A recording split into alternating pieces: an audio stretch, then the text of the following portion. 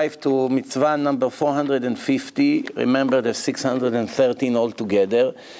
And the last mitzvah we spoke about, that the Kohanim, when they receive the bikurim, the first ripe fruit on the tree, the best fruit that's ripe, you take out and you put it in a basket and bring it to the Kohanim in a time of Bet HaMikdash, the temple.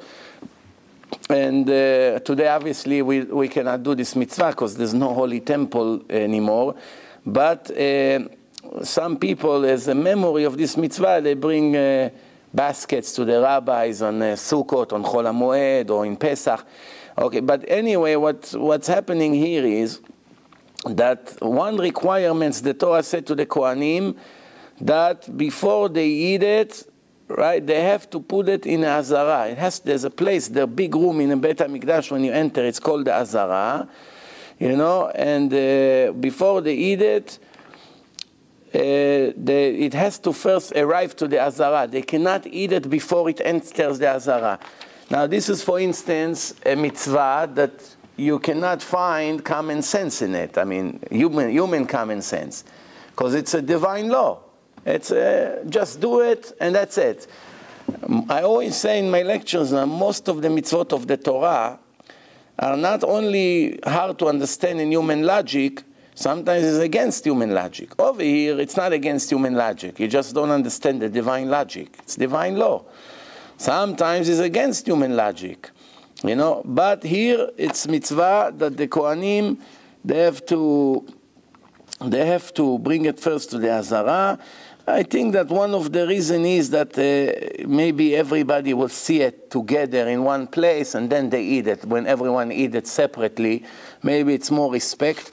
But like I said, there's many secrets in it. Okay, that was mitzvah the number 450. Mitzvah number 451, it's slaughtering the animal. Now this mitzvah has many rules applied to it, which all of them comes in oral Torah. In the written Torah, you only know that when you need to eat an animal, you have to slaughter the animal. But how do you do it? How do you check the animals? Which animals are kosher, which one are not? All these things, or what's to check, defects, all these things, most of that comes in the oral law. If a person doesn't ever want to eat meat all his life, then he never has to slaughter. It's not an obligation to slaughter. It's only when you decide that you want to eat meat or chicken, now you have to slaughter. If you don't want to eat, you don't slaughter, no problem. You can go all your life. If a person doesn't like meat, vegetarian, today there's plenty of vegetarian people. If he lives somewhere in all his life, he never touched meat. In the old days, people used to slaughter their own animals. Today, we go to the butcher, they do it for us. But in the old days, a person had 20, 30 chickens all the time running in his backyard. Whenever he wants to eat one of them, he make a bracha, he check, he cover the blood with the sand, clean the skin, cut the inside, remove the inside of the chicken. An hour later, you have a roasted chicken inside a special oven, like a taboon, like they make the pita bread. So they go inside slowly, and then it becomes roasted. That's how it used to be. So if a person doesn't like meat, can all his life not make this mitzvah even once. Never. If he eats meat, every time he wants to eat meat, he has to slaughter. The slaughtering, of course, is cutting the front of the throat in a certain place. Not everywhere you want. It has to be exactly in the right place. Has to be in one shot. The knife has to be very smooth. The knife cannot have any bumps. After a while, knives have bumps. You put them down, you get a little slight of a curve, or sometimes the bump comes out, or is not as smooth. Then the animals may have extra suffering. When the knife is very smooth, the animal doesn't really realize anything, because in one shot, you cut the two cords that sends the blood into the brain, and even though you see the chicken is still, the reflex of the chicken that is moving and jumping, or the cow is trying to get back on their feet after you cut the neck, don't be too panicked from that, because this is not pain. This is messages that the brain sent to the nerve system before the system got disconnected. It's like, I always like to give an example. It's like when you download in your computer, sometimes, as you watch something, the download is taking place while you're watching. And sometimes the internet dies, the wireless, whatever, it doesn't work. And then for another 20 seconds, you continue to see a picture until it dies. You already know there's no internet, but the picture grants. Why? Because this is information that was sent before it got cut. It was already sent. So it seems that it's working fine. Same thing over here. Once the blood circulates in the body, the blood turns everything to work.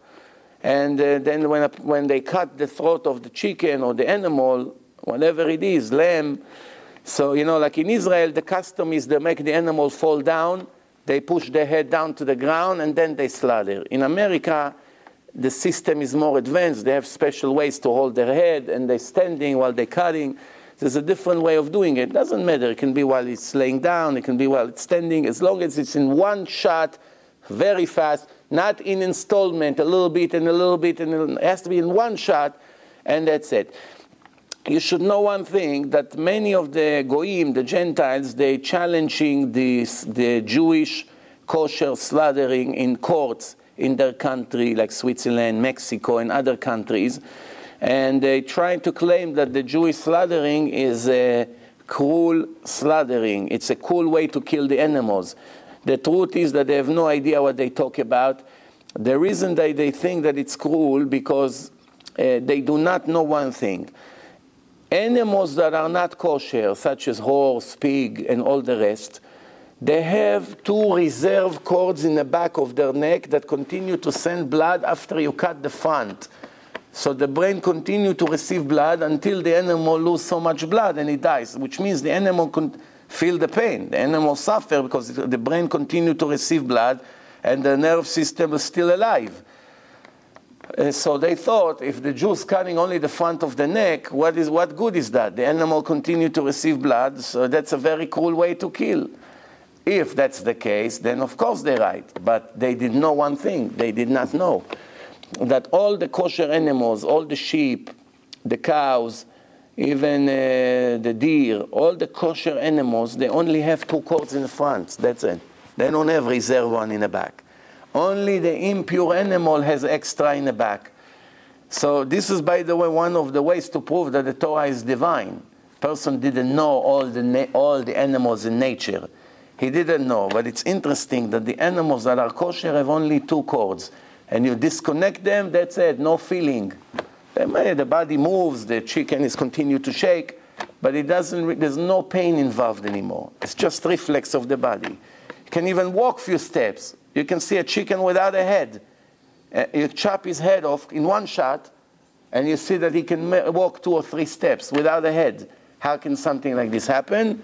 The answer is because of the reflection of the nerve system. So everybody has to use their head sometimes and think, if the creator of the world said in the Torah that it's a big sin to torture animals. It's called tzar ba'alei chayim. You have to have a feeling for the animals. You have to feed them before you feed your children, before you feed yourself. If your animals are hungry at home, every second you get punished for it. It's called tzar ba'alei chayim, torturing the animals. The Torah is very sensitive to the feeling of the animals and to every living creature. Therefore, when God say you want to eat their meat, you're allowed. I created them for your use, but you have to kill them in a way that they won't have any suffering more than what's required. What's required? That 1/10 of a second when the knife begins to cut, there's a slight of a pain and it's over. If you do not do it according to the law of the Torah, for instance, they kill animals today with electrocuting them. They put the cows on a metal floor. They turn the voltage high, they get electrocuted, they fall, that's it. That's a much more painful way to kill the animals because this electrocution may take 10, 20 seconds until they die. So that's why they used to kill them with a rocket gun. They shoot the rocket gun right in between the eyes and it blows the brain to pieces. That's not a good way. That's what brought the mad cow disease. Because in the brain of the animals, this killer virus inside, germ, whatever you want to call it, is the mad cow. and when you blow the brain, it goes to all over the body. You understand? That's why in Jewish glad kosher slaughtering, nobody ever got this mad cow sickness, because in slaughtering, you don't eat the brain. The brain stay full and they wasted with the rest of the head. Nobody eats those parts. So that's why it didn't affect. But when you blow the brain, it sends the germs all over. And then when you eat a piece of steak from the animals, it's affected with this kind of sickness that it's in the brain. Now it went all over. If you keep it inside the brain, it stays inside the brain. You blow the brain, they realize it, so they stop killing animals with this rocket gun. So now they're killing with the voltage, with the high voltage. Many of them, they go hunting, they shoot the animal. Everybody understands when you shoot a deer or you shoot any other animal, it takes sometimes minutes until the animal dies. And the animal goes to tremendous pain. So this is really being hypocrite. Thinking the glad kosher slaughtering, torturing the animal, it's a very big mistake. It's the best way to do it that the animals do not feel anything. Okay, so this is it. That was mitzvah number 451. One thing we have to know, one more thing about it. Not everyone can slaughter the animals. For instance, a person is not Shomer Shabbat. If he's not keeping Shabbat, even if he's an expert on how to sharp the knife and how to cut, and he knows exactly how to check the animals, he's professional, if he slaughter the animal, the meat is not kosher. Cannot eat from it. That's why you have to know who you buy the meat from. If you just buy from a company that they hire everyone, it may be Mechalel Shabbat b'chlal, smoke on Shabbat, then he comes on Monday to slaughter some cows, then everything he slaughter is not kosher, you know. So we have to know these things, you know.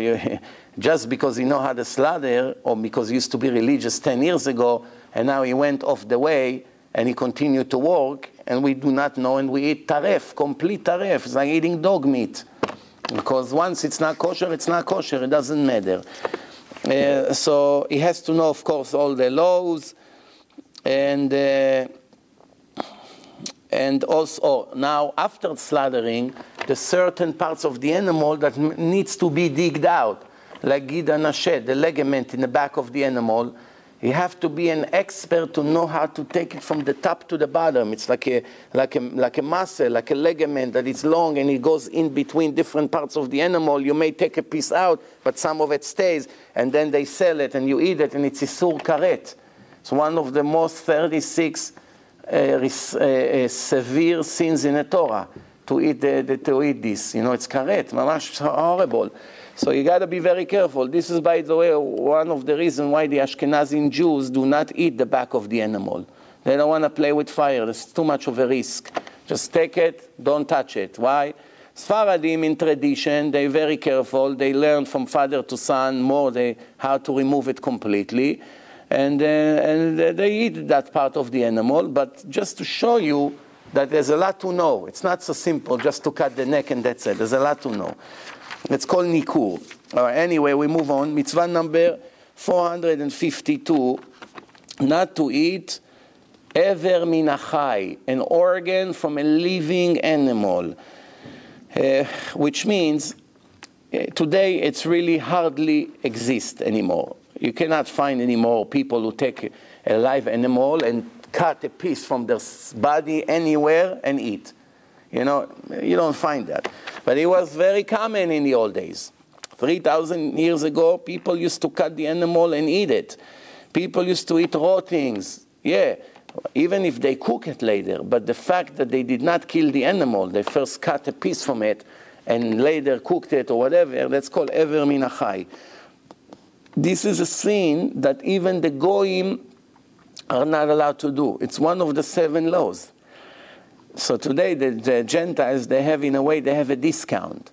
So the 7 is really 6, because no normal Gentile today is cutting a piece or an organ from an animal and eat it before he kills the animal first. It's against ethic, regardless of the Torah. So right there, the 7 is really 6. You understand? So, because nobody does it anyway.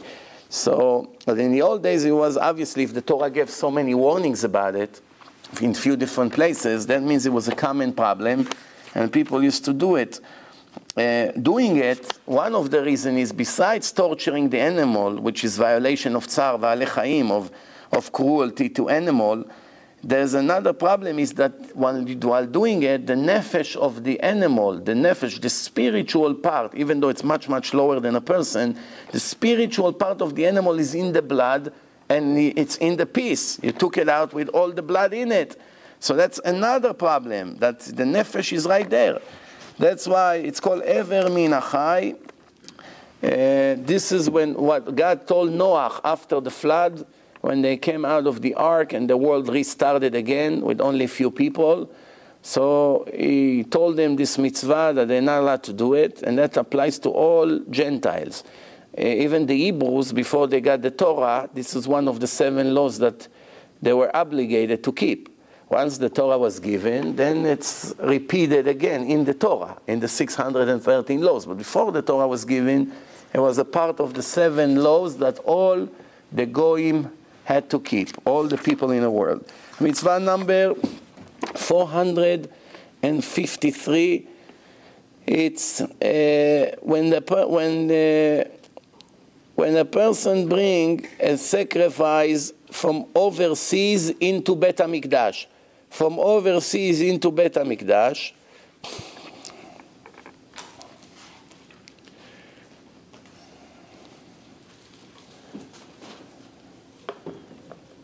so there is a list of instruction how to take care of the animals, how to treat it from the time you bring it until it's been sacrificed in the temple in Jerusalem. This is, by the way, an argument between the Rambam and the Ramban here. If this is a separate mitzvah from the list of the 613 laws, or it's included in the sacrifice of Israel, which is all in one category. Is it 2 different mitzvot, since one is from Israel and the other come from overseas? Overseas doesn't have to be from the United States. It can be from Jordan, from 5 miles away, from Egypt. It can be from anywhere. But the idea is that in the list of the Sefer HaChinuch, this is where I'm bringing it from, it's listed as mitzvah number 453. Mitzvah number 454, not to add anything to the mitzvot of the Torah. We're not allowed to modify the Torah. Of course, we're not allowed to change, we're not allowed to erase, we're not allowed to decrease some details, but we're also not allowed to add. For instance, if the Torah told us to sit in a sukkah 7 days in Israel, and we're in the mood to sit 10 days in a sukkah, to continue the holiday 3 more days, we say, God, you told us 7, we'll do better, we'll do 10. Not allowed, you ruined the mitzvah. The Torah says to have 1 mezuzah on the right side on the entrance to your house and to every room in the house. Person say, you know what, I'm going to put 2 mezuzot.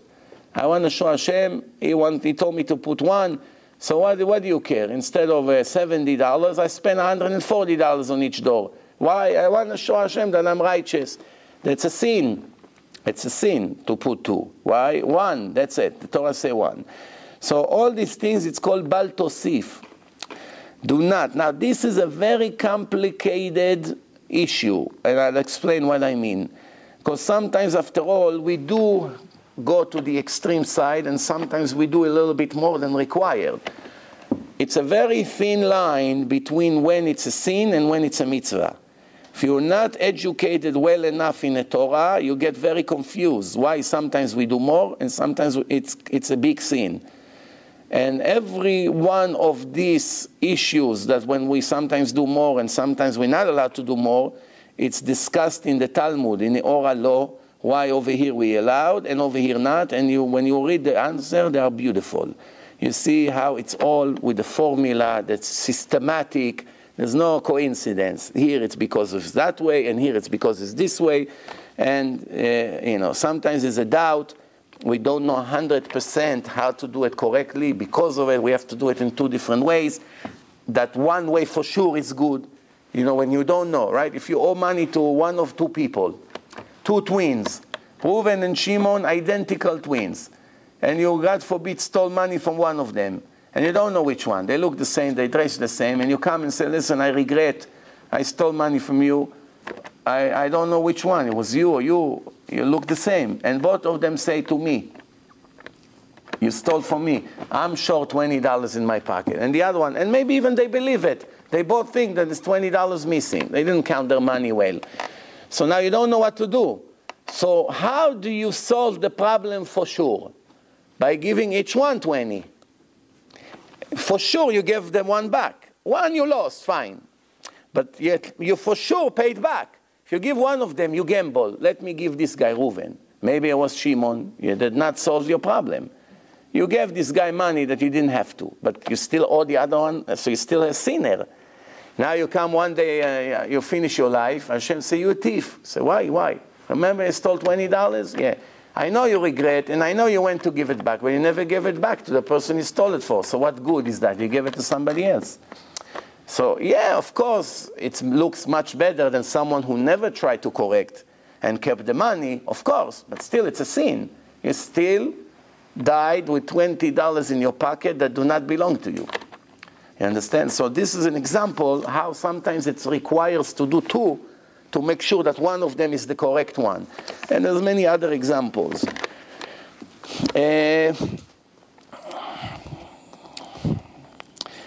Sometimes the rabbis, the sages in the old generations, they made decrees around the Torah. For instance, let me give you an example. From the Torah, it's not allowed to eat meat from animals such as cow and sheep. It's not allowed to eat it hot with anything dairy, cheese, melted cheese, milk, together, touching, and you eat it together or you cook it together. It's not allowed. But the Torah never said that the meat of the chicken is also not allowed. The Torah only spoke about the heavy animals, what we call behema gasa, not the chickens. But later the Chachamim made a decree that is just as bad. You're not allowed to eat chicken with, you cannot eat a burger that's made from turkey or chicken with melted cheese. Before the Chachamim made the decree, if a person did it, it wasn't a sin. Once the Jewish Knesset Agdolah, the Jewish, what we call like Supreme Court of the Chachamim, they made that decree. That's it. It's exactly the same sin, like eating a different animal. So what is it? Why this is not adding to the instruction of the Torah? Because God said to the Chachamim, according to the situation, to make fence around certain things, certain subjects in the Torah when it's required. So the Chachamim, every time they saw that people become weak in a certain territory, they're not as good as they used to, they made a decree to make the keeping the laws more strict. So for instance, when they saw that people cannot tell, or not everyone can tell the difference between meat of a veal and the meat of a chicken. You see a turkey steak and a veal, it looks exactly the same if you're not an expert in meat. So you see somebody eat turkey steak with melted cheese or with milk together, you say, oh, here, I saw the rabbi eating it. That's the same meat, the same thing, I'll also eat. So people get confused. Not everyone is a genius, especially in those days. So the Chachamim say, you know what, to avoid confusion, since people started to get mixed, you know, in the old days, everyone can tell right away by looking at the meat, from what animal it is. When the people are not such an expert, so they had to make this fence. No meat, any kind of meat allowed with dairy. That's a decree. That's not adding. That's a requirement. That's to protect what we have in the Torah. Without that, you lose what you have. I give one more example. Up to about 2,000 years ago, there was no sin to be with a woman in an isolated room with the locked doors and the window shade is down. Why? People were so modest that it didn't come to their mind to make a sin. Until the first incident happened, that a boy and a girl made a sin, touched each other, whatever they did, because they were in an isolated room and they knew nobody can come in. And the evil inclination were convincing them to make the sin, since nobody can come, don't worry, nobody will come. The Chachamim realized that now the generation is much, much lower in a spiritual level, and they made a decree that it's not only not allowed to make a sin before you get married to her, you have to get married and then she's allowed to you. So not only when you touch and you make a sin, it's a sin, no. Even to be together in a place that it may lead to a sin, it's already a sin. which means closing yourself in a room or in a locked place and the windows are down, or late at night in a car in an isolated street, or sitting in a park in between the bushes that nobody can come. That's called yichud. Who made this law? The sages. Who gave them permission? God. So you must make decrees to protect the Torah according to the needs. Sometimes you need it, sometimes you don't need it.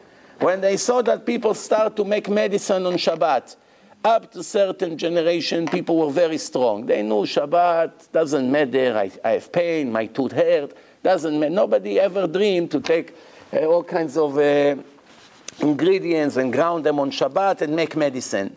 Nobody thought to do it. When one person made it, they realized, okay, people cannot tolerate the pain. They're not as strong as they used to. They make ground and make medicine on Shabbat. They're not allowed to use medicine on Shabbat. Why? Because if you allow them to use medicine, what's going to happen next? When they run out of medicine and they have pain, they're going to cut from the trees, which is one violation, to cut on Shabbat. Second, they put it and grind it. That's a second violation. Third, they heat hot water and put it together and mix. That's the third violation. So many violations from the Torah, which when each one of them is Isur Karet. It's a serious violation. So what? How do we solve the problem? We just make a law. No one is allowed to use medicine on Shabbat. Finished. That's it. Unless if it's a life risk. Life risk, fine. Or a goy is around, different story. So certain things you can tell the goy to help. But no, nobody use, nobody violate Shabbat. And many other examples like this. So this was the mitzvah number 454, not to add anything to the details. To the details of the Torah. One more example, how do you add? The Torah say 4 minim, lulav, etrog, hadas, and arava in Sukkot. So a person say, you know what, I'm going to make it better. I do 2 lulavim. 2, right? So it's actually dismissing the mitzvah. It costs you more money, it's heavier, it's more burden to carry, and in the end it doesn't count, you did the mitzvah. Because Hashem says 4, not 5. You understand? So this is an example. Mitzvah number 455, not to decrease anything from the Torah. You want to do 3 instead of 4. You have hadas, you have arava, you have lulav, but you don't have etrog. And you want to make bracha and move 3. So better 3 than nothing. You're changing the instruction of the mitzvah. It's not good. The mezuzah, you have 2 chapters from the Torah. You say, you know what, let me just do 1. I'm in a rush. You're not allowed. You modify the instruction of the Torah. You understand? Any kind of things that you change the details of the mitzvah, you decrease. For instance, you sit only 6 days in a sukkah. Say 6, it's enough. Why do I need 7? 7, it's too much. I cannot leave my business. 4, it's enough. 3, it's enough. Everyone according to his desire, you start cutting from the mitzvot, you basically ruin the Torah. This is what happened to the Reform movement.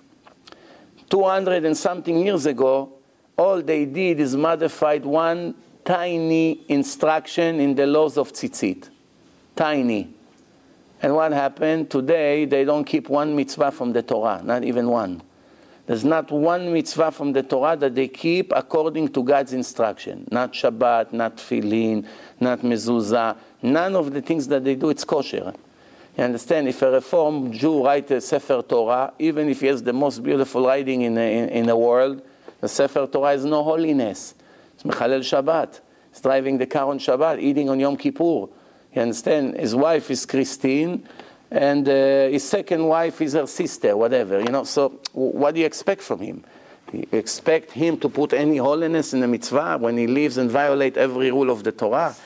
And even if he's a nice person, doesn't matter. He's violating the Torah. That's called lo ligroa, not to decrease anything from the instructions of the Torah.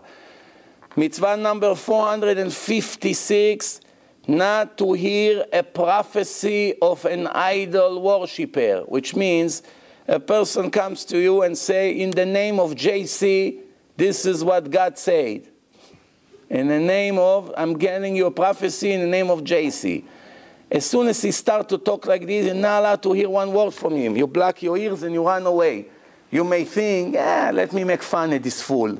We know he's a fool. Whatever he wants to say, fine. Who cares? Anyway, I don't believe in him. No. It's a big sin to stand there and hear his nonsense. And sometimes they stand on the street. I don't know what they say, because as soon as I see them, I run away like fire, you know. So I really don't know what they say. But all kinds of missionaries that speak, this is saying prophecies or anything from a false prophet, or from in the name of an idol, or in the name of Buddha, or Hinduism, which is complete idol worshipping, or any other cult that follow any kinds of idols. Anything they say in the name of their idols, you're not allowed to even listen to them. They send you an email with their nonsense, you're not allowed to read it bichlal. Now, you know, not to respond to them, not to talk to them about it, not to let them even open a conversation. And it's a very big violation. What do you do in the subway? What happens about when you're in the subway? Put your earphones and listen to the lecture. Okay? So, yeah, you don't listen to them. Okay, so, well, the people in the subway, they're more speaking about the New Testament, says like this, but it's really not a prophecy, remember. Well, to be really precise, in Christianity, you don't have any prophecies. Nothing. Which means, of course, they cannot give prophecies because God never gave it. But they do not intend to give a prophecy. If they wrote certain things in the New Testament claiming it's a prophecy, and they come to read it to us, then it's a big problem. But we're lucky in a way that there's really no prophecies there, because they admit that there's no prophecies. There's the same thing in the Quran. There's no prophecies there. It's just a book. Somebody made it up. But really, there's no intent to know the future or to talk about the future, because the writers of this book, they knew they're limited. They don't know anything about the future. So they never try to make such a mistake, gamble and claiming that you know the future, that in 100 years from now, everyone you know, you're a crook. They didn't make such mistake. But if somebody comes and say, in the name of my idol, it says such and such and such, going to happen, and this, not allowed to hear that. If you don't know who he is, and he comes and says something like that, right? So you have to know there's few different prophets that can make damage. One is a prophet who says something in the name of Hashem, but he's really not a prophet. Pretending he's a prophet. God told me such and such and such, and we have to test him to see, and we see if he's a crook or not. Today, Baruch Hashem, unfortunately, there are so many people who say things in the name of Hashem that are not correct. And they claim they know the future, this is what's going to happen next month, this is it. And sometimes even when they say something that the odds are very high to happen, and when it happens, then everyone says, wow, you see, he knows the future. So it works once or twice, then the third time that it doesn't work, it makes such a big chilul Hashem, and so many people get discouraged from the Torah, not from him. Instead of getting discouraged from him, they get discouraged from the entire Torah of Hashem. Which doesn't really make sense. That's why every speaker, every rabbi, every leader of community always have to tell the people, I'm not a prophet. I don't see the future. Nobody in our generation can see the future. I only say things based on my common sense or based on what the prophets in the Torah spoke. I read to you what they say, or I repeat verbally what they say. Not that I see that next month is going to be this and this and that. Anyone who misleading the people by when they come to him, give me a bracha, tell me what's going to happen in my operation, will I die, will I live, all these things, and they pretend that they see things, and they close their eyes, and they make all this show. This is the biggest crooks. You got to be very careful from this, and especially when it's going to cost you big time, because they're not doing that show for free. You understand? You have to be very careful. Very, very careful. Mitzvah number 457. If a person persuading us to follow an idol, come with me, I'll take you to this place. There's a special idol there. There's some guy from India. He says all kinds of words. He knows everything about you. He can read in a coffee. He's going to tell you all these things. And you say, wow, let's listen to him and go with him. So the one who convinces you to go, it's a huge sinner. Huge sinner. There's mitzvah to hate him, not to be polite to him, not to like him in any way, not to stand him in any way, not to let him even open his mouth. Being sympathetic to him, showing him cooperation, being embarrassed to tell him, you wicked crook, get out of here and don't ever repeat this nonsense. It's already a violation. Not always is a mitzvah to be so polite to these crooks that come and try to persuade you to come to their idol. I have this fortune teller, you come, she tell you everything, she tell you when you're going to get married, she can see everything, she can tell you why you don't get married, she reads in the cards. This is a huge violation of the Torah, huge. For the one who pretend he knows with all these tricks, for the one who bring you there, it's a very big sin. So the more people he takes there, the more punishment he's going to get. And the one who listens to their foolish advice and go there, it's also a big sinner. Not only if it's a goy, even if he's a Jew with a beard and a yarmulke, and he pretends and he does all kinds of things, and he pretends he sees things, and you have to pay him for it, and he writes all kinds of things for you, and he tells you all these things. You got to be very careful. Those days that people used to know how to do it are over. We don't have the same level Kabbalists like we used to have 600, 700, 800 years ago, 500 years ago.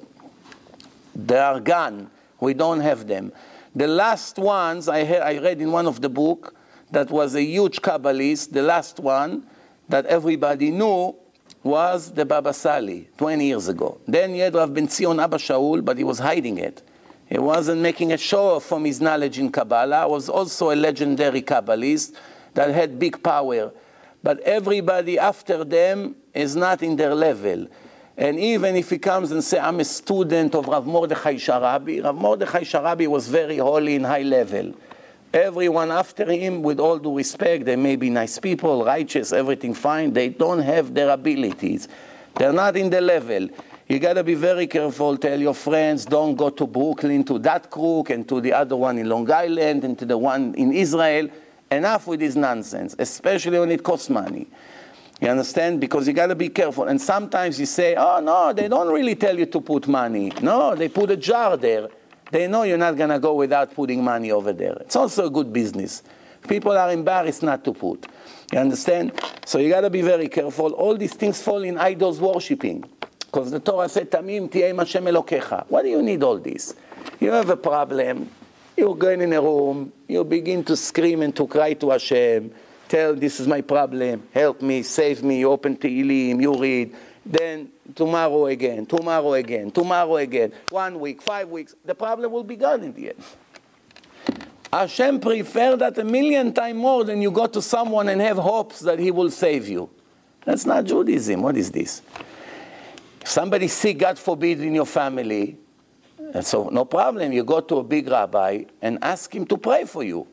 Ask his yeshiva to pray, to learn Torah for you. Give tzedakah a lot. They can change your situation, yes.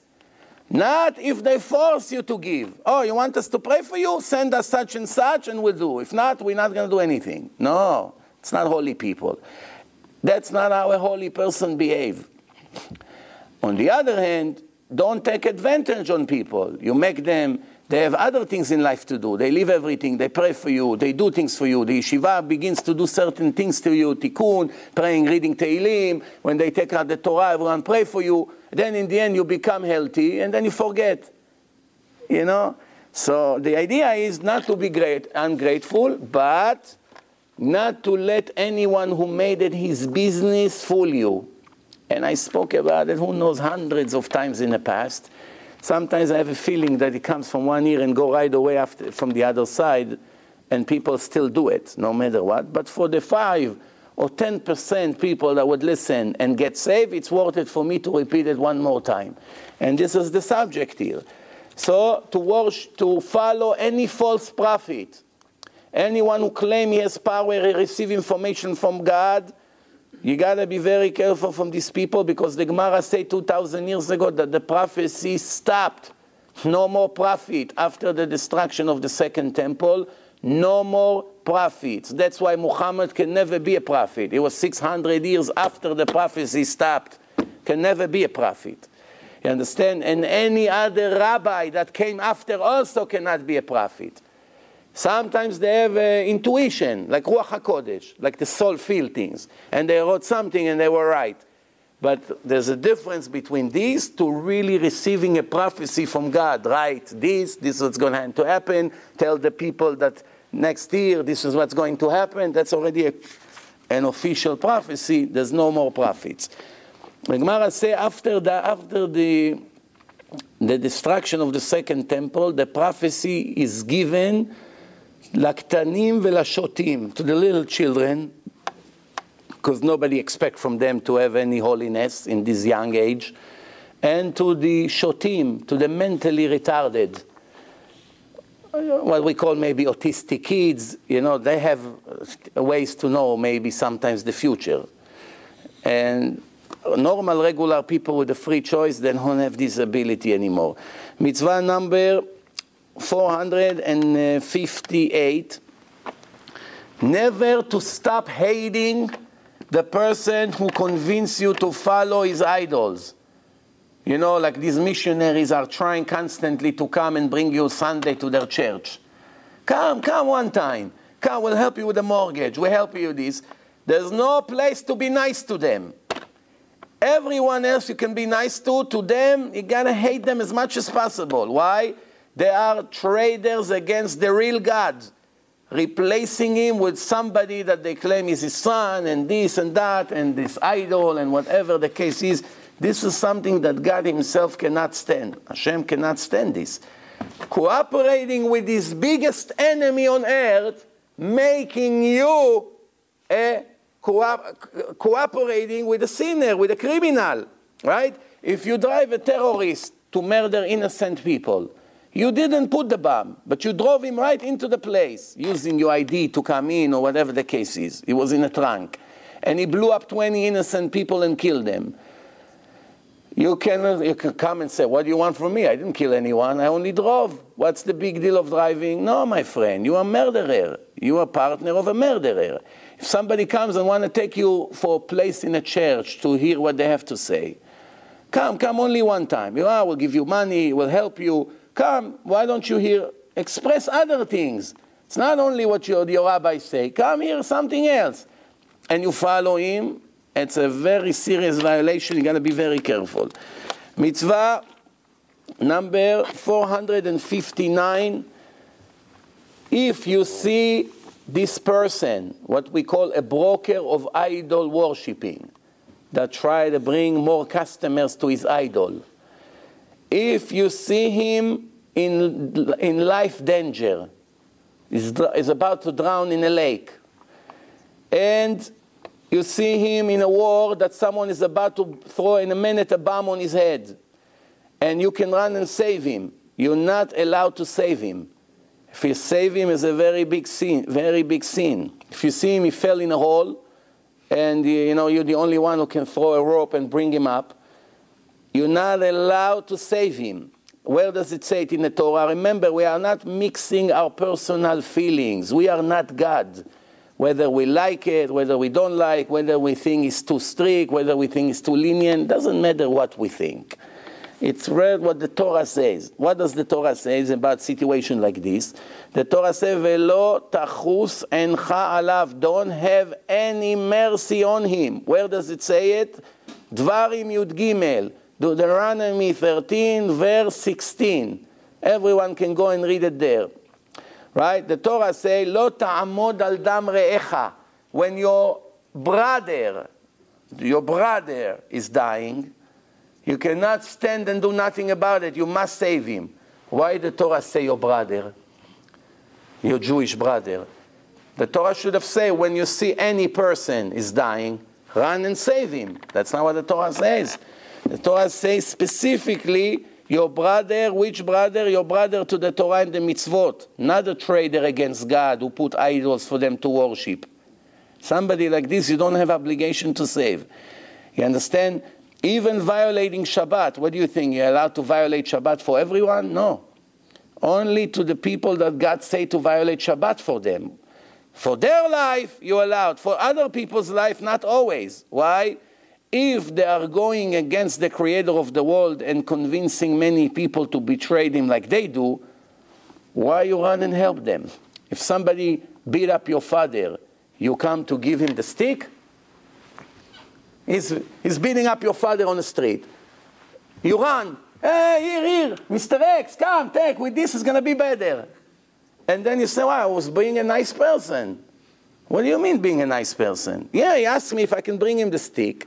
I couldn't say no. I mean, I'm working on my manners. But you giving him the stick to beat up your father and hurt him more?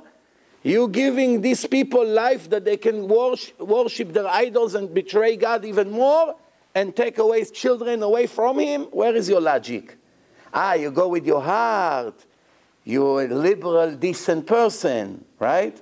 So you go with your heart, not with the Torah. That's the biggest cancer. Going after your heart and ignoring what the Torah says, it's a very, very tricky problem. Because many people go with their heart. It's very hard for them to follow the instructions sometimes. But a hero eliminates his personal opinion, his heart feelings, and stick to the instruction of God. If God told me, do not do that, save this guy, but don't save this guy, doesn't matter that I want to save both. I have to listen to him. Everything else is not in my hand. I can sit and cry after. But what can I do? My hand was tied. Now, I know it's very hard things to digest. But remember, I'm not designing anything and did not invent anything and not bringing my personal opinion in these lectures. I'm only reading mitzvah one after the other. You have problems? Send a messenger to the Western world to put a note there. Tell God that you don't like this part of the Torah. Maybe you can consider taking it and erase some or change and bring it back to humanity with another prophet. Maybe you'll be able to convince him. Anyway, mitzvah number 460. Not to bring any claim that may help or protect the broker of the idol.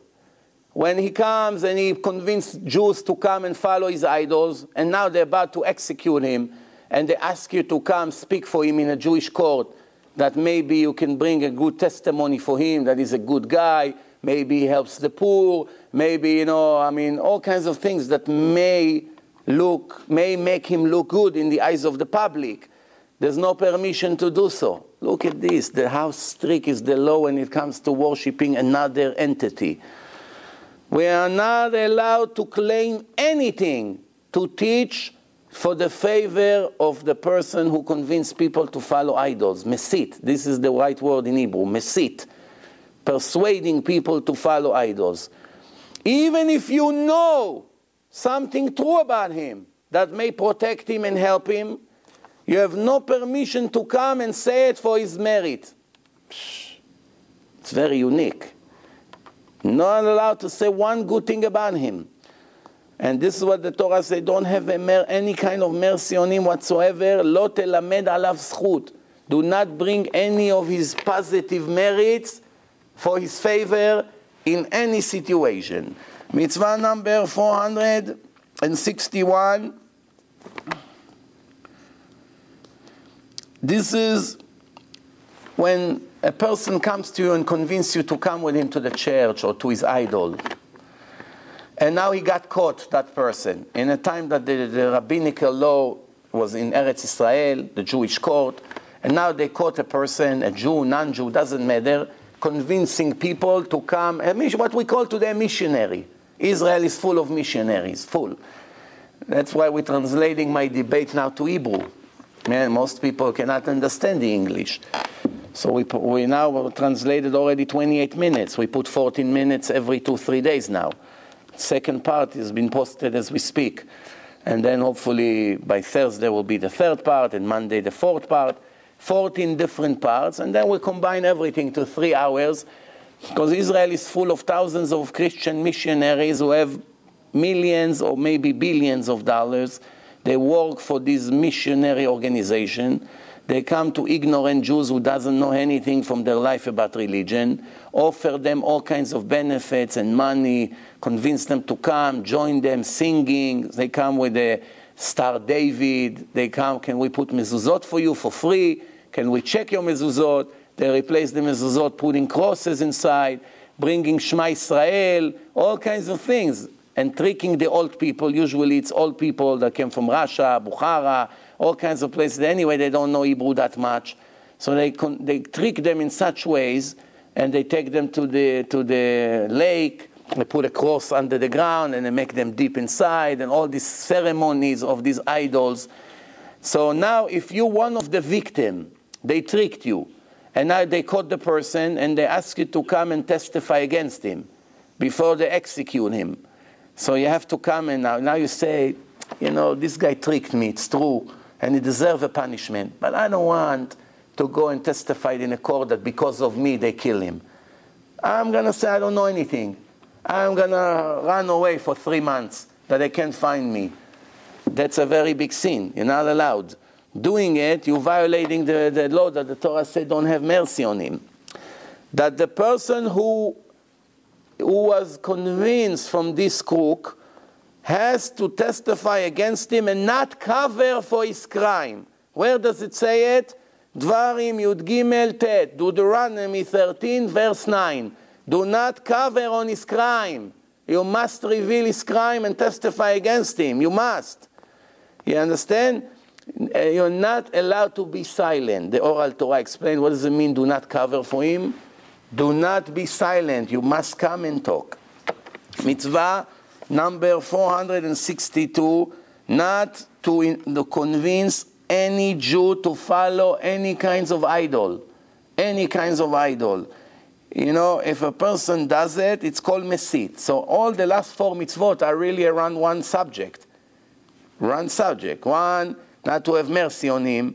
If you see him dying, not to help him. That's the second one. Here is not to persuade any Jew to follow idols.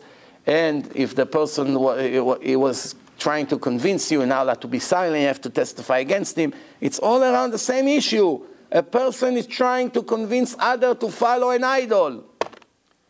Look how many mitzvot from the Torah around one subject. So, person who does it is not allowed to do it. Where does it say it? Deuteronomy 13, verse 12. ולא יוסיפו לעשות כדבר הרע הזה בקרבך, speaking about a person that does the bad in the eyes of God among the nation of Israel. You know, what does it mean to follow an idol? To believe in him, to pray to him, to sacrifice anything to him, to clean his place, to make his place more beautiful, to put a stage that bring it up, you know, to renovate the place. A Jew is not allowed to step in a church 1 second even to see the architecture inside, the pictures, the art. He goes to Europe, there's all these like museum churches, ancient, from 800 years ago, 1,000 years ago, whatever it is. And they say, you know, he's a Jew, he walks inside, wow, beautiful, Leonardo da Vinci, this, that, look at this, look at that. He doesn't realize every second he's inside is one of the worst sins in the Torah. Even if he's a contractor, and they give him $1 million to come fix the electric inside, he's not allowed to step in. Plumber, contractor, whatever it is, designer, carpet cleaner, not allowed to step. Your best friend, your partner, the goy, getting married in a church, you're not allowed to step inside. If it's a separate room, which means the church has the place where they pray, but they have a separate hall.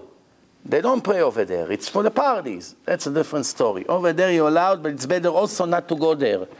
You understand? Sometimes, I now got a question today from one of the Christian girls, young girl, in her 20s, that she watched the lectures recently and she decided to convert. Baruch Hashem, I have hundreds of those. Hundreds, one after the other, every day. It's very interesting how they watch few lectures and right away they give up Christianity and realize that it's so fake after they see the truth of the Torah. It's amazing. So she realized right away, and she already started keeping Shabbat. She said, what violation I have to do in order for me not to keep it 100%, because I know I'm not allowed to keep Shabbat yet. I'm not a Jew yet. Now she asked a question that she has a friend, you know, she grew up with her, a Christian woman, and she has to go and pick up her children once in a while, and the school is in a church. Now she's already considered herself a Jew. That's it. She eats kosher. She dress modest. 1, 2, 3. Don't have to beg her 20 years. to dress modest. Miriam, Rachel, it's not modest. One day, Rabbi. One day. Right away, 3, 4, 5 lectures, it's over. She's already a Rebbitzen. And she's not obligated. Think about it. So she's asking today one question, what to do with the key. She's allowed to carry the key, how she's going to enter the building. She's already in a level of a Rebbitzen, 20 years. And she asked one more question. Sometimes she has to pick up the kids. Most of the time they send the kids out, but once in a while they don't come out, so she has to go inside. Is she allowed to step in to bring them? Because it's in the building of the church. And the nuns over there, think about it. Look at this, 5, 6 lectures in 2, 3 weeks. You're talking about the Christian girl, right? If I'm asking the question about the Jewish people who's going and worshiping another idol, right? That just how you can bring and get deep into that problem already? How you can help them to bring back the Jewishness? Okay, first of all, it's a good question.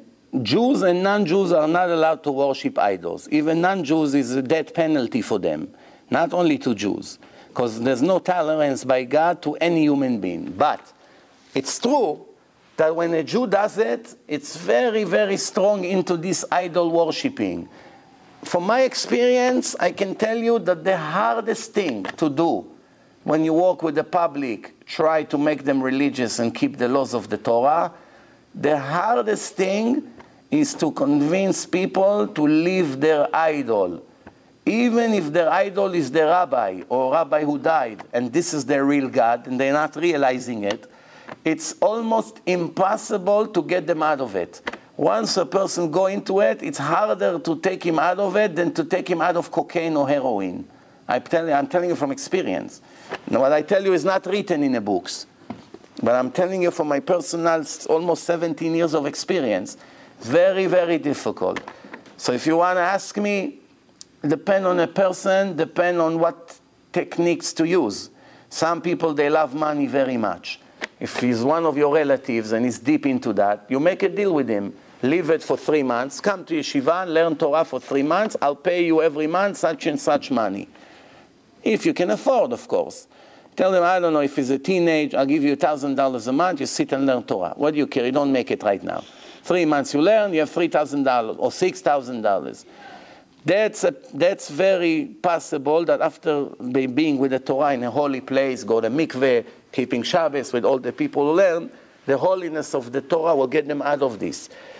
I took many of these idols worshippers out of it, but it wasn't easy. It was with lectures, CDs, private conversation, arguments, back and forth.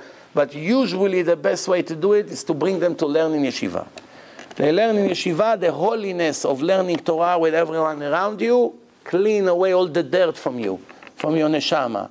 Without it, it's very difficult. We had one time a family, believe it or not, Bukharian family, that the woman got into, I think they call themselves the 7-day Adventists, whatever they call themselves, a complete cult that following JC, or Jews for JC, I don't even remember, we're talking many years ago, that they were so deep in it that the family was about to break to pieces.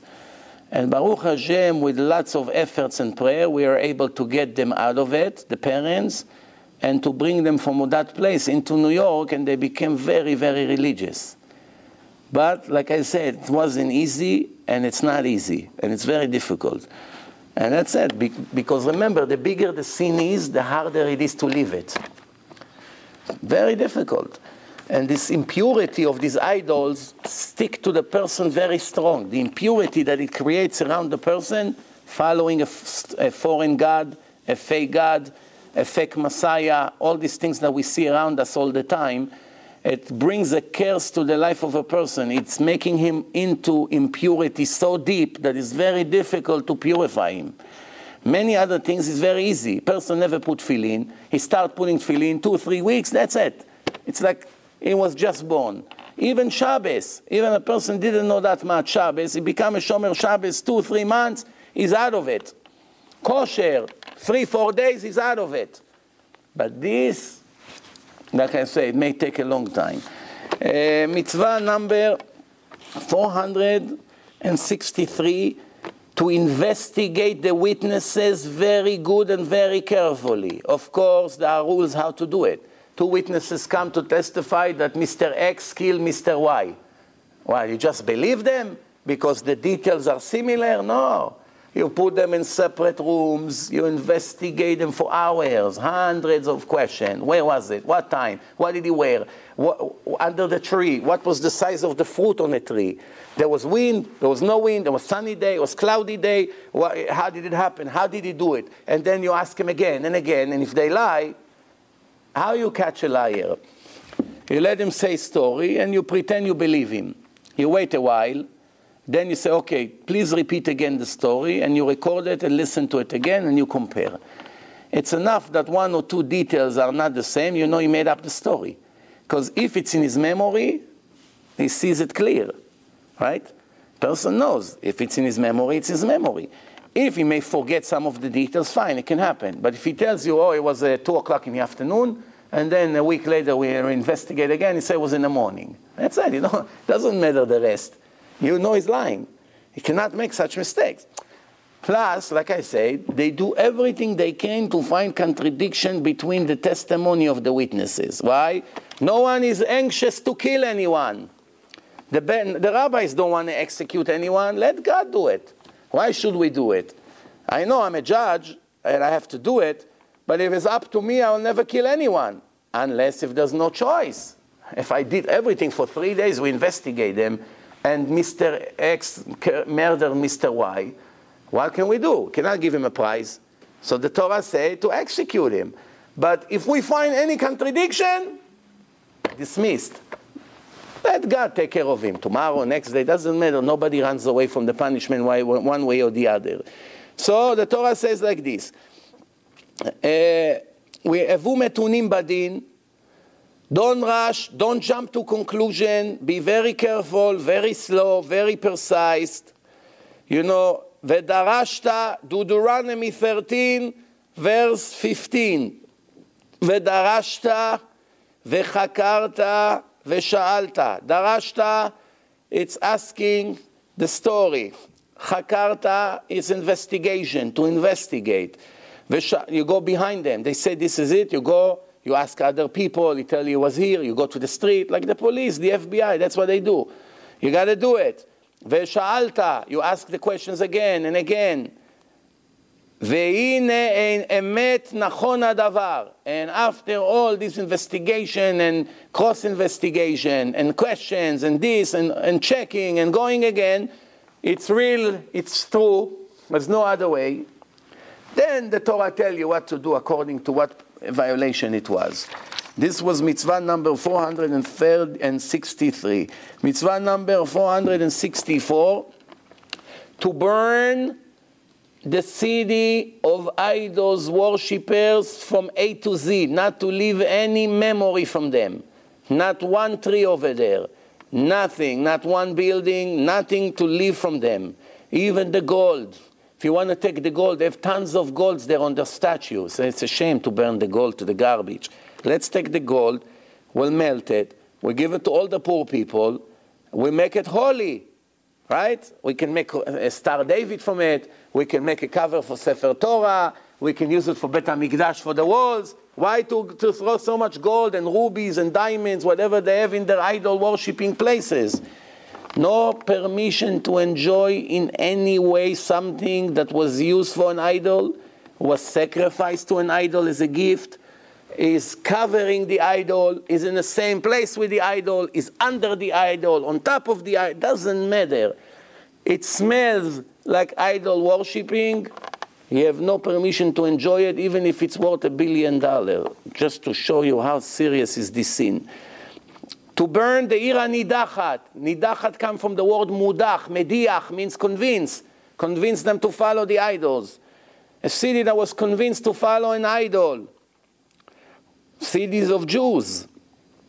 The Torah say cursed people, bnei Blial, cursed ungrateful people that left God and follow fake gods with their evil heart. This is, I'm reading to word by word, Deuteronomy 13, verse 17.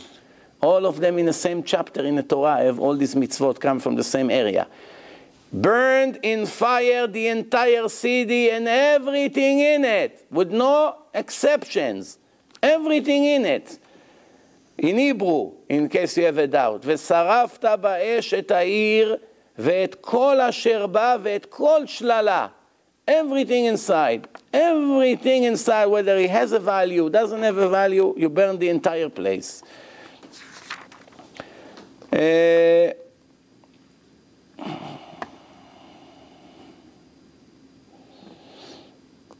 There's all kinds of rules from how many people it's considered that the entire city worshiping the idol, you know, because sometimes it could be 90%, it's not 100%, sometimes only 10% makes a lot of noise because it's everywhere, you know, and when the city receive a status of Ira Nidachat, of a city of idol worshipping, what's the punishment of idols worshipper? They get killed with a sword. So, and they burn their entire possessions, everything that they owe, you burn. You know, what is it? If there are 2 people or more that persuade them to follow idols, 2 people, and they didn't stop them, they let them walk free over there and do whatever they do, and the people follow them, right? More than 100 people to the majority of the tribe, if it's you know, X amount of people, you know, it's, you know, so then once the majority of the people becoming idols worshippers is considered like the entire city is idol worshippers. If it's individuals, here, that's 5%, 2%, 1%, 0.5%. They get killed by stoning, each individual. But if it's the entire city, with a sword, different kind of punishment. There are hundreds of law applied, the size of the city, when, in what scenario. Of course, I don't have the time to start teaching, and it will take us months. But just for us to get an idea how severe is this sin. Mitzvah number 465, not to rebuild the Ira Nidachat, that city that was burned completely. That's it, it's only sand and ashes. Now you want to come and rebuild it. You want to build the twins back. It's gone. The place is empty. What are you going to do there? The twins you can rebuild. It's not an idol worshipping place. But over there, not allowed to build anything ever again. That's it. The real estate is worthless there. והייתה תל עולם שלא תיבנה עוד. The place is so cursed that you're not allowed to build anything on that ground ever again in millions of years. Never. You understand what I'm saying here? You destroy the entire city. And now that's it. No one is there. It's a vacant lot, vacant place. Hundreds of acres, there's nobody there. You want to send religious people to open synagogue, yeshivot, and make it like another mini Jerusalem or Muncie, no? Not allowed. Not allowed. The place is cursed forever and ever. Mitzvah number 466, not to enjoy the money. Not only possessions, idols, gold, silver, trees, fruit, the money, the cash. You may say all these things has a value naturally. Gold has a value, silver has a value, fruit has a value. But money, you burn the money. What's the point? Even today, I give you an example. If 1 ton of gold is burned and melted and it's gone from the world, so the world is now lost X amount from its value because there's less gold in the world. But what happened if $1 billion in American dollars got burned? The government can print right away $1 billion and it's like the damage never happened because anyway it's a piece of paper. When the government wants, it has a value. When the government doesn't want, it becomes a toilet paper. Anyway, it's like passing checks. It's like you write a check, nobody really clears it out of your account. A check for $1,000, $100. You come to the grocery, you give it to the owner, he gives you $100 value of grocery. He takes it, give it to his supplier, he gives him $100. His supplier give it to his landlord, The check is traveling forever, and nobody ever clears it. It's just a piece of paper that gives you the power to buy, but it's really it doesn't have a real value. In the old days, it wasn't like that. In the time of the Torah, there was no checks or bills. It was all gold and silver. Gold, dinar of silver. There's coins that have value because of what it made from. The weight, the size of the coin. Gold, X amount of gold buys such and such. This silver buys less. The coin, used to be coins, and they have a normal coins that they make. It has a weight, and they have a value. And if you lose it, you actually really lost something. Cannot replace it. I'll give you an example. I know a person that had $40,000 hidden somewhere under the ground for a few years. And one day he came to take it, and it was in such a humid place that they all got stuck together and became one piece. There's no way to separate them. Try to separate, they get burned. That's it. So he went to Washington, spent the whole day on that. They have a place there, they waited, they have a special lab there. They gave him $40,000 instead. Why? Why are they so generous? You lost, it's your problem. Why? It doesn't matter for them. Anyway, it's just, like I told you, a piece of paper, we'll give you. It's like you gave somebody a check and he never cleared it out of your account. And then he say, I'm sorry, my kid ripped it to pieces. Show you the ripped pieces of the check. What do you have to do? Give him another check. He say, I'm sorry, I paid you already. No, you didn't give him. And for you, it doesn't cost you anything. Give him 100 times of check. The kid rip it again. Give him again. Give him again. How much it costs you? Nothing. You understand what our money is? Every money is a bill. It's like a check. And it transfers from one hand to another. So the money of the city you may think you're allowed to use. The answer is not allowed to use. That's included in a ban that God put on this city. Mitzvah number 467, not to imitate idol worshippers. How do you imitate them? First thing, their haircut.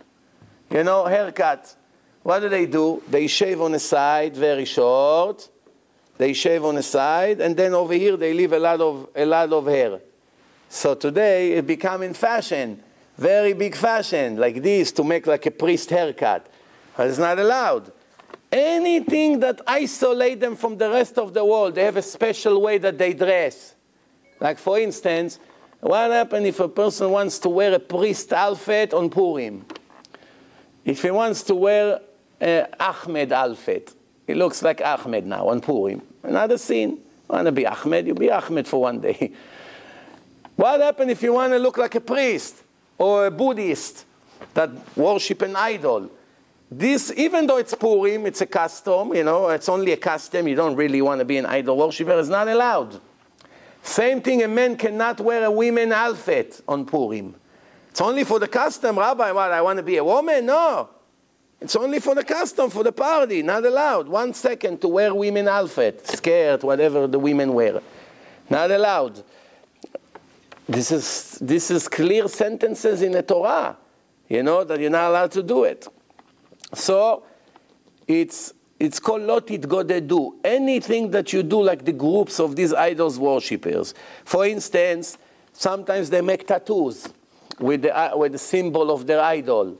If you did it, even if you don't follow the idol, just for the beauty, not allowed to do it, seen from the Torah. So basically, any kind of imitation, like these Gentiles, idols, worshipper, it's not permitted in the Torah. Not to look like them in any way. If they make ponytail, not allowed to be like them. You understand? So all these things that we have today in the world is very common. All kinds of people, they bring from their culture, like in India, and all kinds of things from their culture. And sometimes the Israelis don't really understand what it is, and they think, it's cool, it's fashion, let's do it. What happened? They violate the rules of the Torah without realizing. Mitzvah number 468, not to cut, to make the body of the dead person bald. The Torah, you may say, who wants to shave Who wants to shave the head of a dead person? But in the old days, the Goyim, the Gentiles, the idols worshippers, they used to have a lot of strange and weird things that they used to do.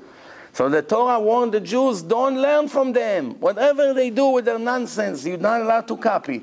I'll tell you something interesting. It used to be in a time of the Noda Yehuda. It was more than 200 years ago. There was one Jew who used to shave with a razor. You know, there was no machines like today. You go, you buy a machine. So, you know, what people wanted to trim their beard, they either did it with scissor or with a sharp razor. They cut the hair, but they cannot cut from the root. So they hold it and cut, and they make it. It's not as beautiful, but it's short. That's how it used to be. Or they have a special paste that they put, it's hair remover. It's nothing new. Today, all these hair remover cosmetic products, they already have it for hundreds or thousands of years. But if a person cut the root, that's a sin from the Torah. If you just trim it in any other way, it's fine, as long as it doesn't cut the root. So now, the Noda Yehuda heard that the person who shaved with a razor just died, and they're making the funeral on the street. People follow the body. They go all the way from the house to the cemetery. So he came, and this person was sick in a hospital, so his beard grew while he was laying in bed for 2-3 weeks. And then, so they take him now, and then Noda Yehuda brought a razor, and he said, excuse me, hold on. He picked up the blanket from the head of the dead person and shaved his face like this. Took it, put some cream, whatever, oil, and started to cut and shave his beard from the roots. So the family said, it was the biggest rabbi in Europe. Rabbi, what are you doing? You're insulting the honor of the dead person? What is going on here? So he said to them, 30, 40 years, every day he shaved with a razor, he didn't make a beep. Now when it's finally permitted, you're crying.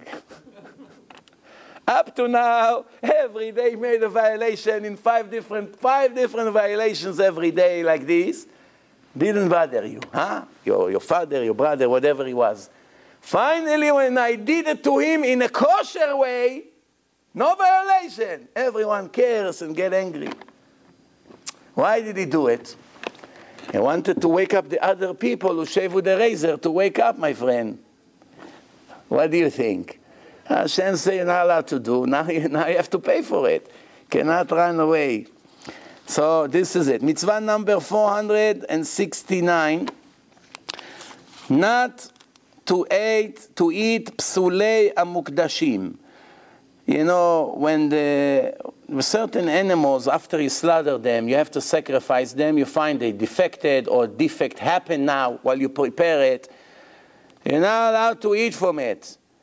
If a person eats from a sacrifice that originally he has permission to eat from, originally, but now because of the defect is not allowed anymore, and he still eats from it, that's a violation from the Torah. Mitzvah number 470, to check the signs of the chickens. Check the sign of the chickens. What does it mean to check? Every pure bird you're allowed to eat, the Torah say. And the oral Torah obviously gave us the signs how to check the animals, the birds, the grasshoppers, the fish, fins and scales. Grasshoppers, they have to have certain signs on the bottom. Not all of them kosher. You know, the Yemenites, they used to eat them. So they know to tell the difference between a kosher one and not. We do not know. We don't have it in our tradition. Nobody in Europe or the rest of the world ate grasshoppers. In the Yemenite country, if you really pay attention, you see that the Yemenite food is 100% all water and flour. That's it. Once in a while they have Yemenite soup with a piece of meat, but usually everything is melawach, jachnun, fatut, very cheap food, because there was such poverty there. So they can only afford very, very simple food. So grasshoppers used to come in billions. So they catch them, very easy to catch them, and they fry them in a pan like French fries. And so they can tell which one is kosher. If it's a wave of thousands, they check few of them, they see all of them from the same kind. They know it's kosher. They take them, they fry them, they eat them. And one Yemenite told me that it tastes exactly like French fries.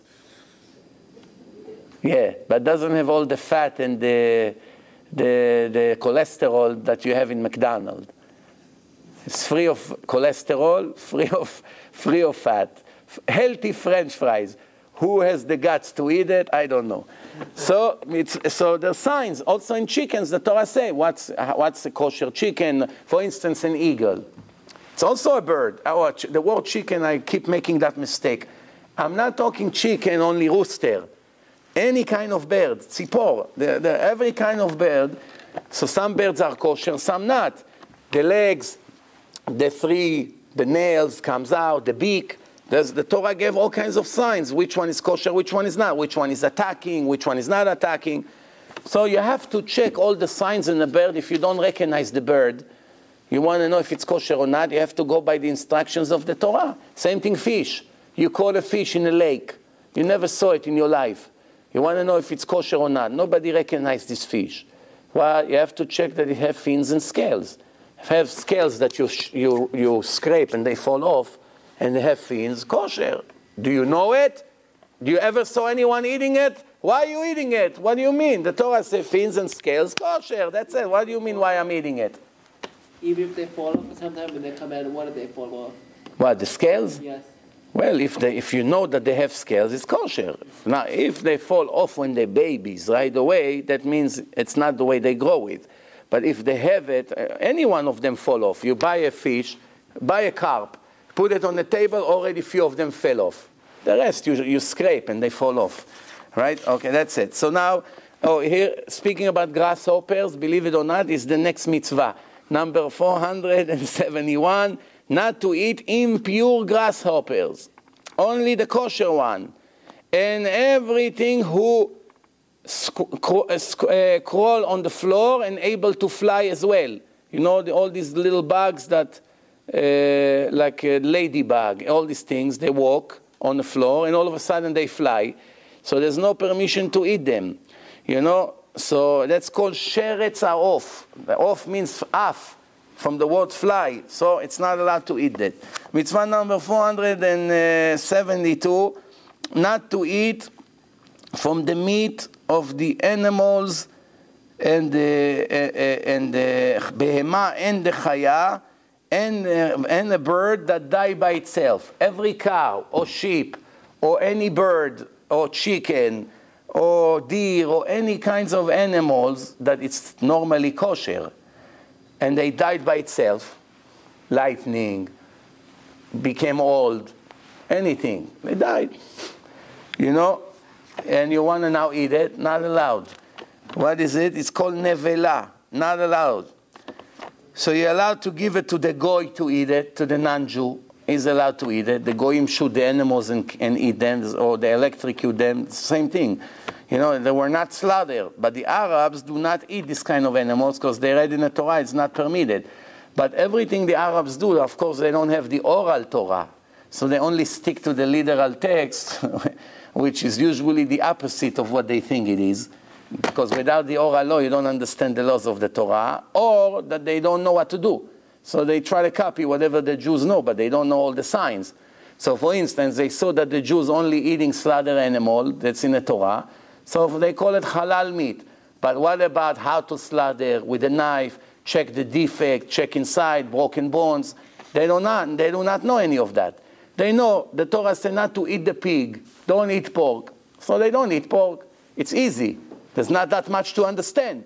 Torah say pig is not kosher. Doesn't matter defect, not defect, small, fat, black, white. Doesn't matter. Pig, not allowed. Muslims don't eat pig. Here is a mitzvah that they do good. Why? There's no instructions in the oral law. It's just the pig is not allowed. Finished. So that's easy.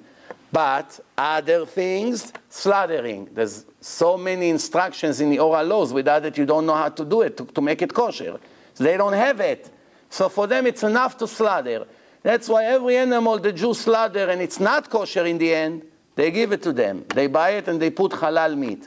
But they won't eat an animal that got stabbed or electrocuted. Only an animal that was slaughtered in the throat. But we all know that doing half of what the Torah say, or 20%, or even 99%, it's like doing zero. If you did everything in a slaughtering and one detail you left out. If you write the entire Sefer Torah, 304,000 letter, 805, and you skipped a letter or two, it's not kosher anymore. The entire Torah, it's worthless. If you wrote tefillin perfectly, one letter you left out. One guy, I sold him tefillin, and he came to me and said, you know, I don't know if I did the right thing or not, he said. I said, well, that was last week. He said, you know, in my tefillin, there was some kind of a defect. They didn't finish it right. I said, what do you mean? Right away, my heart dropped. I already knew where he's heading to. He said, you know, there's few strings coming out from the tefillin and a square in the head. You know, yeah, there's few strings are coming out. You know, so I cut them. I said, wow, you made it not kosher now. You're putting tefillin as not kosher. You took a very, very good pair of tefillin and turned it into, now, why? Why they left it out? I wanted to get rid of the leftover. I said, no, it's supposed to come there. That's the ligament of the cow. It has to come exactly over there in the third parashiyah there. That's what Hashem said to Moshe and Moses in Mount Sinai. So even something very little like this, few little strings, very little, tiny, 2 millimeters now. You cannot see it. Sometimes it's 2 or 3, that's it. Very small. Sometimes you need a magnifying glass to see it. Makes the entire thing not kosher. There's 1,000 instructions how to make it. One little tiny like this made it 0. Nevertheless, if in the law of the slaughtering you only know one thing and you don't know the other 9 or 10, so what good is that? They waste their time with this halal. They can eat any animals they want. They can buy any animal in McDonald's. It's not a problem. So they are going, following a rule that doesn't really exist. You either do it 100% or it's not kosher. No in between. And the people don't get it.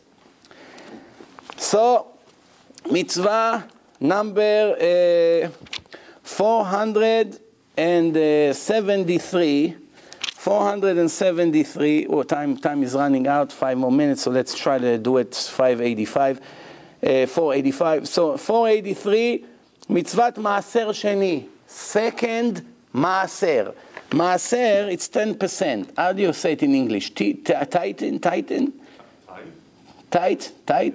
Yeah, it's a hard word. That means everyone is required to give 10% from his net income. Wheat, barley, fruit, money, whatever. This is all called maaser.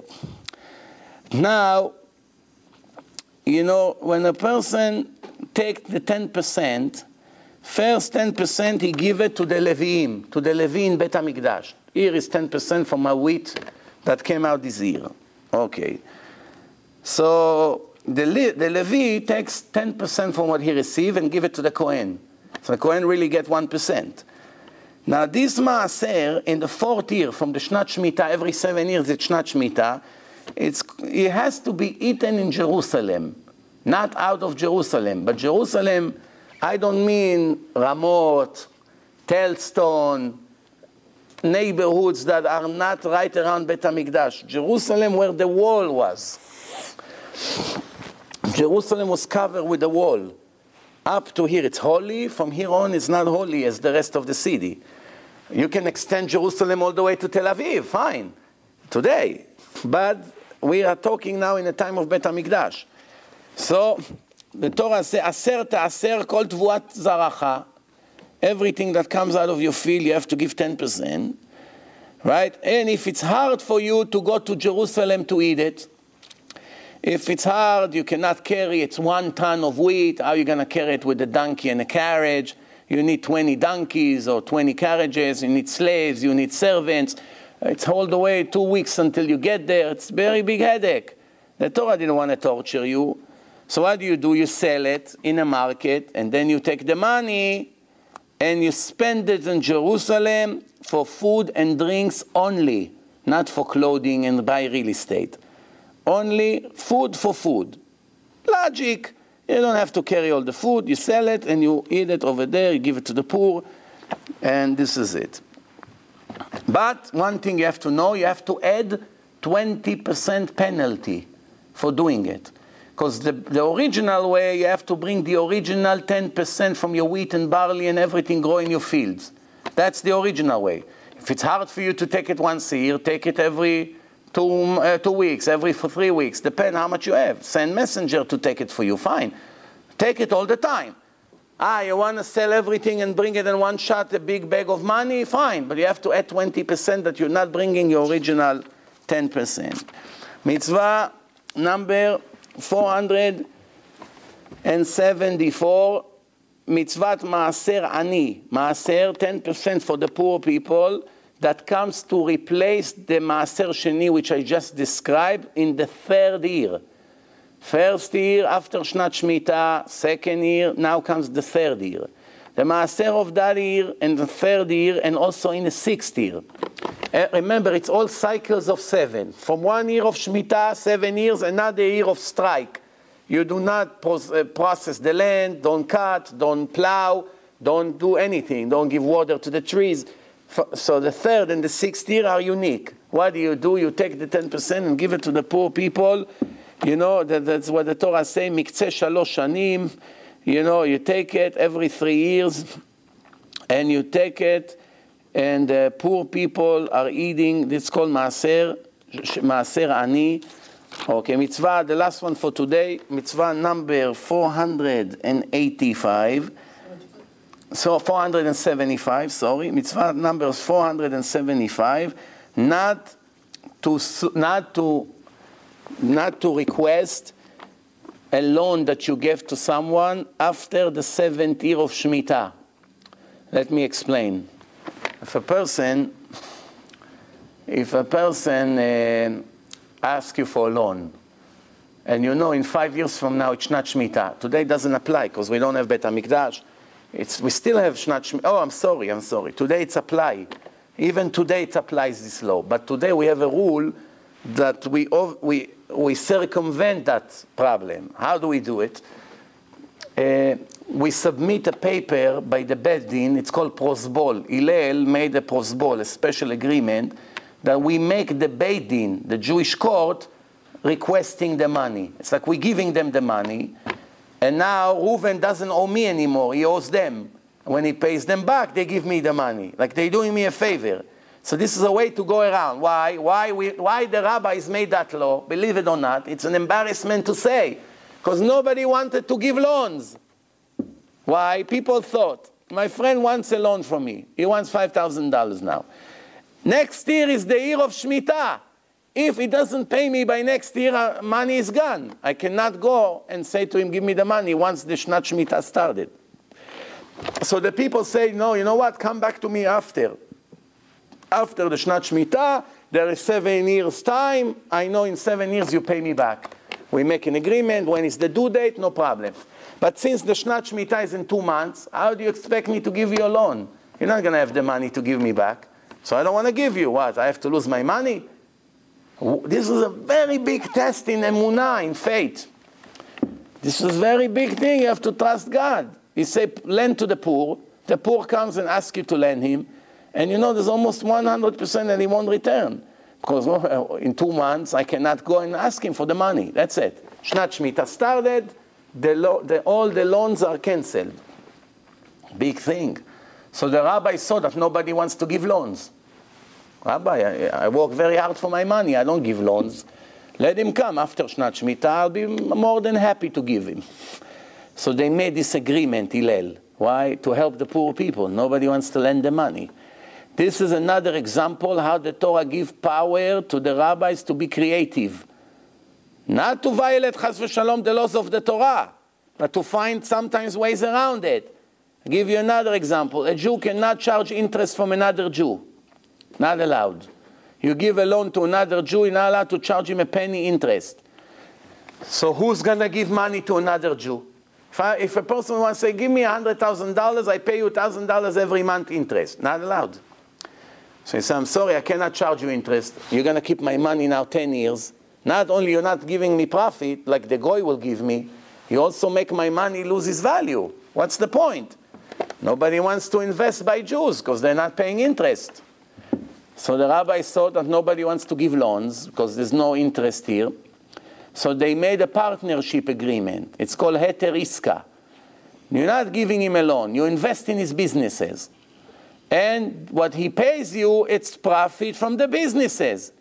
However, there's one difference between these two alone. When a person doesn't pay his loan, you can go after his home, you can take his shoes, you can take his watch, you can take whatever. Why? He owes you the money. But if you invest in a specific business, you open the restaurant, and the restaurant fell, it went bankrupt, you lost your investment. It's not like a loan.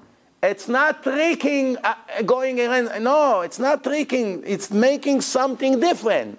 The Torah says not allowed to give a loan and charge interest. The Rabbi says, okay, loan you cannot do, but partnership you can. Make a partnership. You open a pizza store. You want $100,000 loan to renovate the place? Fine, I'll give it to you. I'm 30% partner in your pizza. Or, forget percentage. First $1,000 from the profits comes to me, and all the rest is yours.